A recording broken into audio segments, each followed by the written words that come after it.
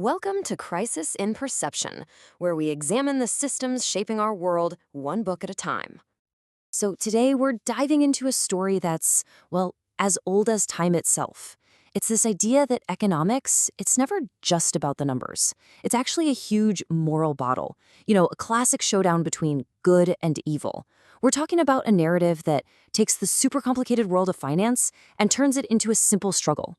The people versus a tiny, powerful group.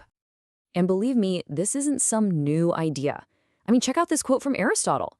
It goes to show that for thousands of years, we've been arguing about who controls the money, and it's always been loaded with moral judgment. It's the perfect setup for a story with clear-cut heroes, and maybe even more importantly, really obvious villains. Okay, so how does this ancient pattern actually look today? Well, we're going to dig into a modern book that does this masterfully. It takes all the confusing, abstract stuff about global finance and boom, transforms it into a story where someone is intentionally causing harm. The book we're looking at is called A History of Central Banking and the Enslavement of Mankind by Stephen Mitford Goodson. Now, let's be clear, this is a very controversial book, but we're not here to debate its claims. What we are here to do is understand how this kind of story gets built, how it uses this grand, sweeping version of history to make its point. So what's the core idea here? The book's main claim is this, that a secret group of private bankers is deliberately creating these huge economic ups and downs. The booms and the busts. And why would they do that? Well, the alleged goal is to systematically vacuum up all the wealth and power for themselves, for this tiny clique that's supposedly running the world from the shadows. They are, without a doubt, the ultimate villains of the story. And this visual right here just nails that transformation perfectly.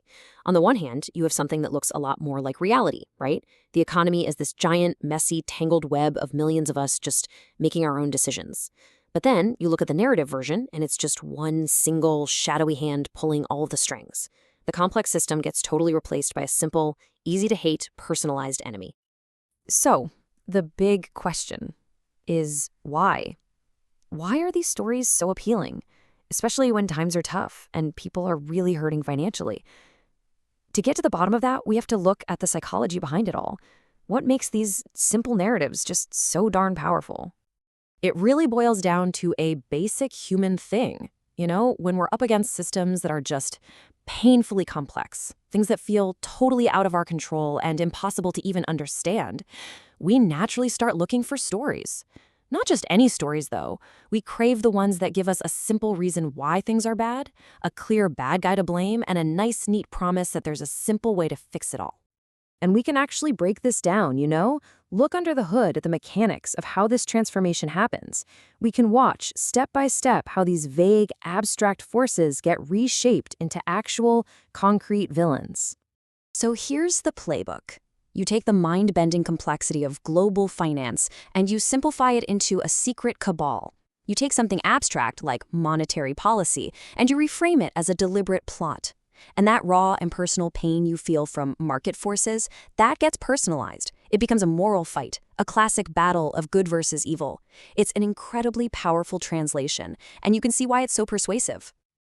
I mean, think about it like this. For most of us, the real global economy feels like this massive, tangled up, impersonal machine. It's all these interlocking gears and circuits and wires, and we have no idea how it works. We definitely feel the effects, right? The pressure, the stress, the uncertainty, but we can't see who's driving it. It feels totally out of our hands. And honestly, that's kind of scary.